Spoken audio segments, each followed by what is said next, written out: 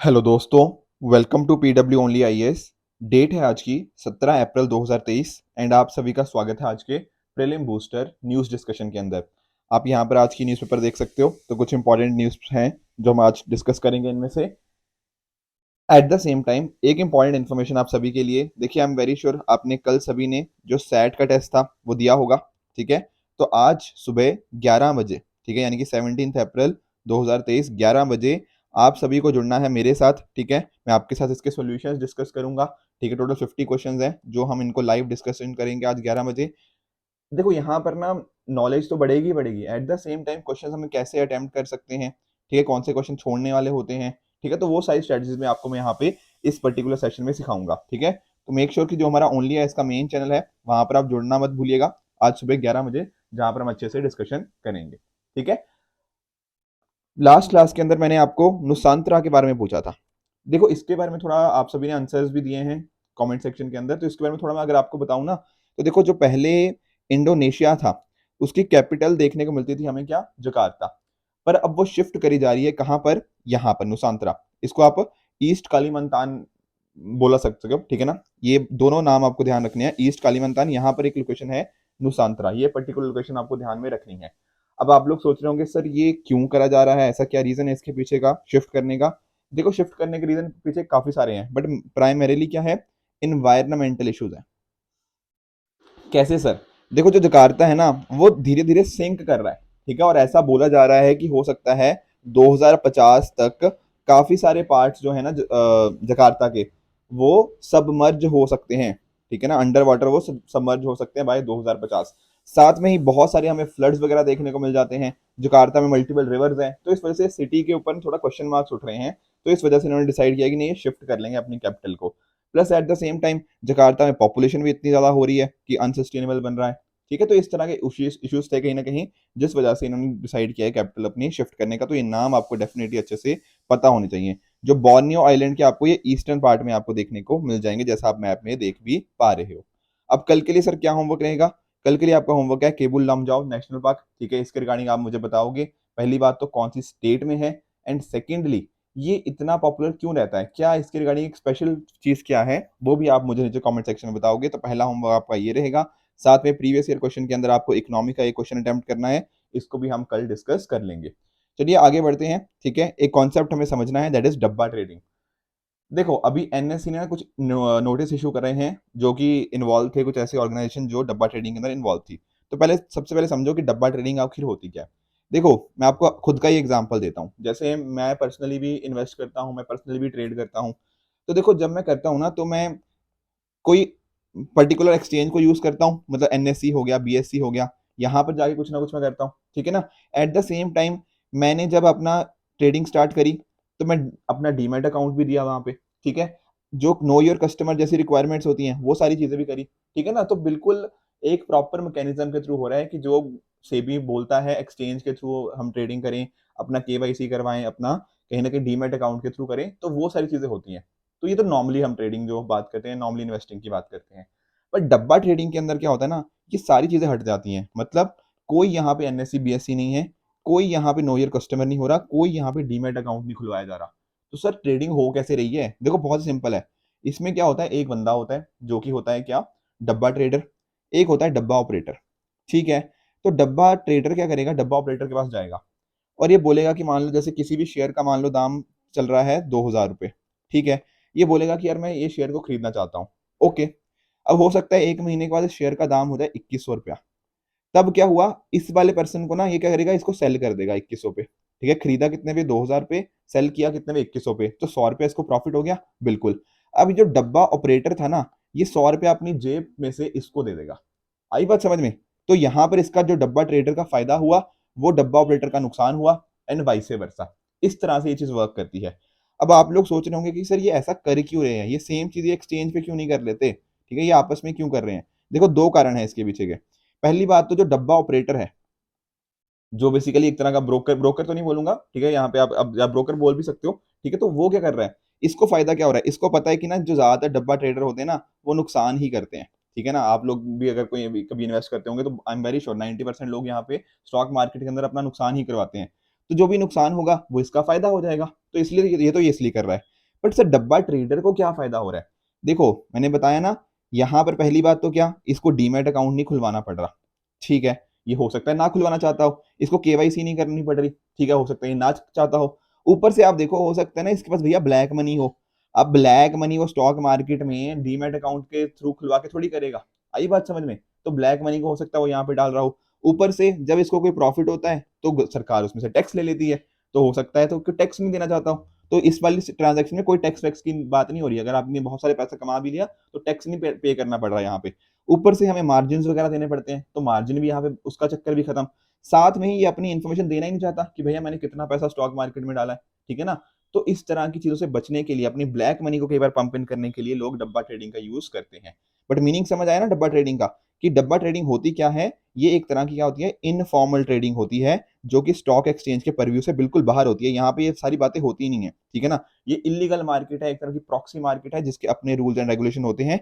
इसका आपको एक दूसरा नाम भी ध्यान में रखना, दैट इज बकेटिंग और बॉक्स ट्रेडिंग। ये नाम भी इसके काफी ज्यादा इंपॉर्टेंट हो जाते हैं। अब इसमें देखो, जैसे मैं बता रहा था ना कि डीमैट अकाउंट खुलवाने की जरूरत नहीं होती, नॉर्मली आप स्टॉक एक्सचेंज पे जब आप बाय और शेयर करते हो तब करते हो, पर यहाँ पर सारी की सारी चीजें क्या होती है, मार्केट गाइडलाइंस के बाहर काम करती हैं, ठीक है ना।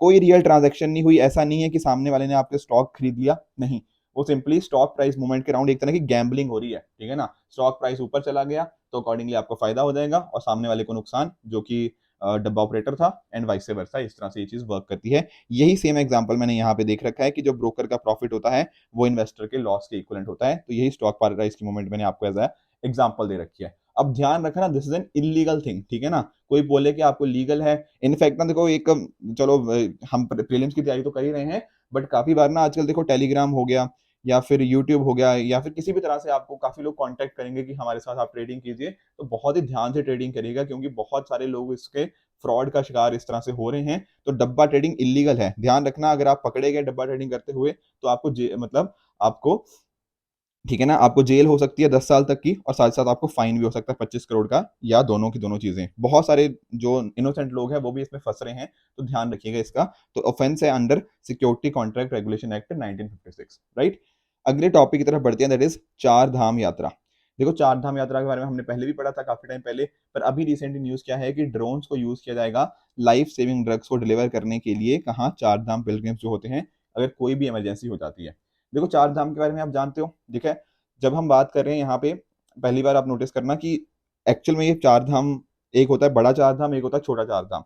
यहाँ पे छोटे चार धाम की जनरली बात हो रही है। कौन से? जो उत्तराखंड के अंदर देखने को मिलते हैं, बद्रीनाथ, केदारनाथ, गंगोत्री और यमुनोत्री, ठीक है। ये यमुनोत्री, गंगोत्री, केदारनाथ, बद्रीनाथ, ये चार यहाँ पर हमें छोटा चार धाम देखने को मिल जाते हैं उत्तराखंड के अंदर। ये कहाँ पर लोकेटेड है? गढ़वाल हिमालयाज ऑफ उत्तराखंड। थोड़ा थोड़ा अगर इसके बारे में आप नोटिस करो तो जैसे यमुनोत्री हो गया, ठीक है ना, तो ये रिवर यमुना के साथ रिलेटेड है, ठीक है ना। यहाँ पे जो टेम्पल है वो ये यमुना को डेडिकेटेड है। गंगोत्री हो गया, वो गॉडेस गंगा का डेडिकेटेड है, ठीक है। साथ में जो केदारनाथ हो गया, यहाँ पर भी आप नोटिस कर सकते हो, एक ज्योतिर्लिंगों में से एक है, जो 12 ज्योतिर्लिंग होते हैं शिवाजी के, लॉर्ड शिवा के। बद्रीनाथ आप जानते हो लॉर्ड विष्णु को डेडिकेटेड है, और ये चौथा श्राइन है छोटा चार धाम यात्रा का। जो बड़े चार धाम की बात कर रहा हूँ ना, जो मतलब मेन चार धाम है, तो वो एक्चुअल में वो चार धाम आदि शंकराचार्य जी के द्वारा बताए गए थे, दैट इज बद्रीनाथ, द्वारका, रामेश्वरम, पुरी। बद्रीनाथ तो अभी जान ही गए हो आप, कहाँ पर आ गया? उत्तराखंड के अंदर। उसी तरह से द्वारका हमें देखने को मिलता है गुजरात के अंदर, रामेश्वरम हमें देखने को मिलता है तमिलनाडु के अंदर, एंड पुरी देखने को मिलता है हमें ओडिशा के अंदर। तो छोटा चार धाम एज वेल एज चार धाम यात्रा, दोनों की दोनों हमें पता होनी चाहिए। चारों का मैंने आपको यहाँ पे इमेजेस भी दे रखी हैं, राइट। नेक्स्ट हमारा टॉपिक है रिगार्डिंग बिहू डांस।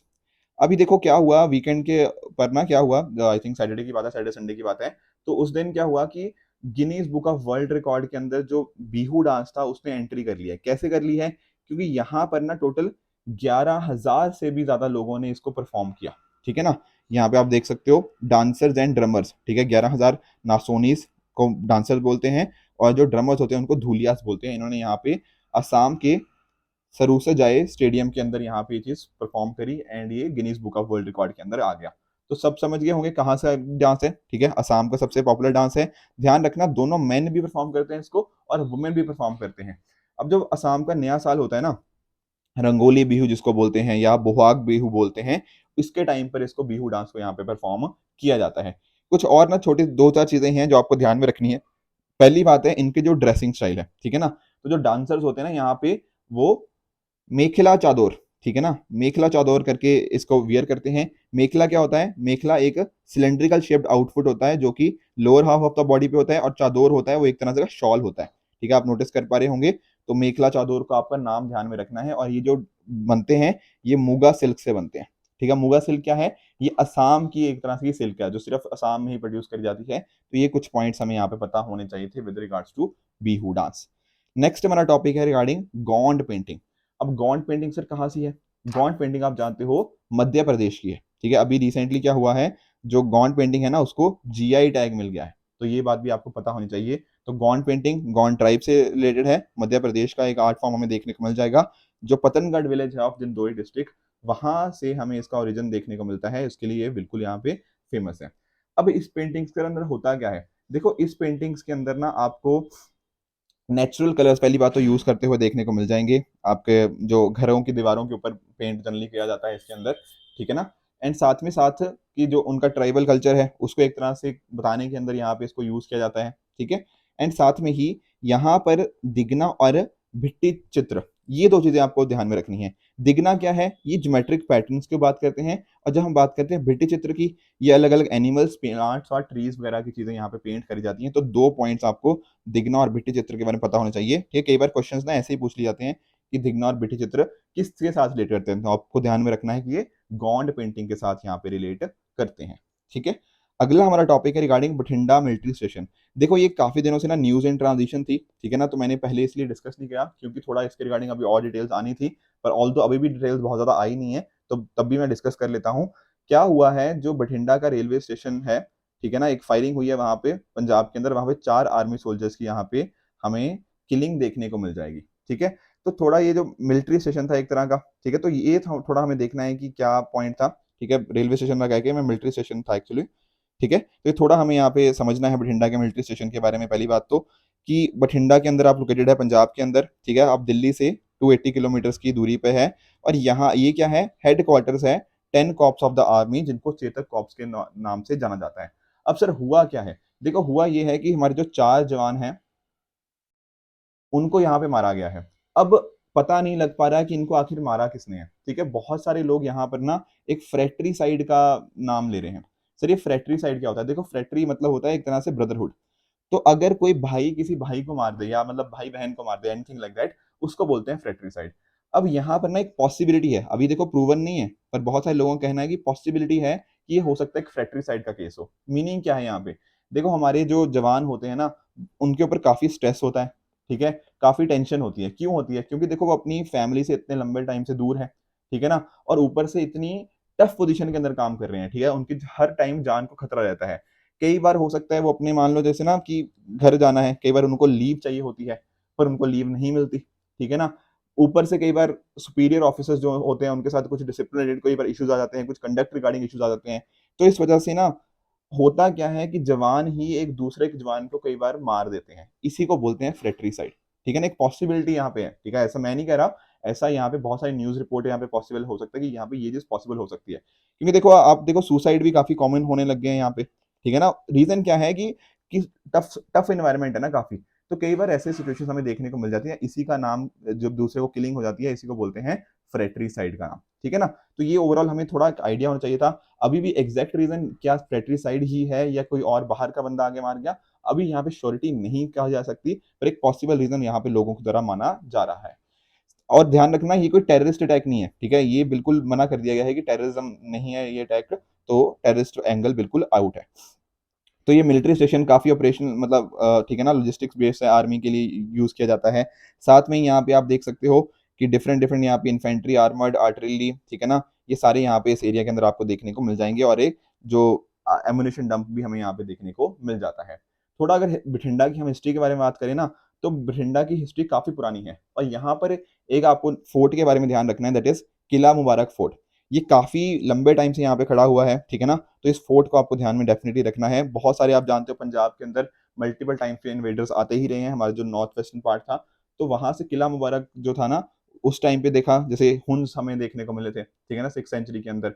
तो उनके डिफेंस के अगेंस्ट में बनाया गया था कि उनसे डिफेंड करने के लिए हम इसको बनाएं। ठीक है, ओवर द टाइम काफी सारे चेंजेस हमें यहाँ पे देखने को मिलते रहे हैं। ठीक है, ये जो बठिंडा वाला एरिया था, आप जानते हो महाराजा रंजीत सिंह का, ठीक है, जनरली ये जो था ना कि ब्रिटिश फ्लैग के, ब्रिटिश रूल के अंदर ही रहा, ठीक है ना, जो महाराजा रंजीत सिंह इसको ज्यादा मतलब बेसिकली कैप्चर नहीं कर पाए, ठीक है ना, उनके थोड़ा खालसा राज से दूर ही रहा हमेशा। 1990s 1900 के अंदर हम बात करें तो ब्रिटिश ने अपना यहाँ पे फुटप्रिंट और भी ज्यादा इंक्रीज कर दिया।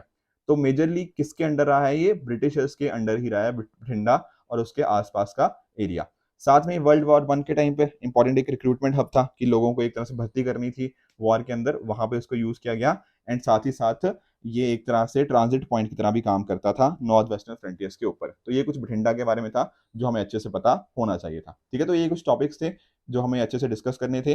अब हम बात करें, अगर हमारे जो कल सैटरडे को मैंने जो आपको प्रीवियस ईयर क्वेश्चन दिया था उसको एक बार मैं क्विकली डिस्कस कर लेता हूँ।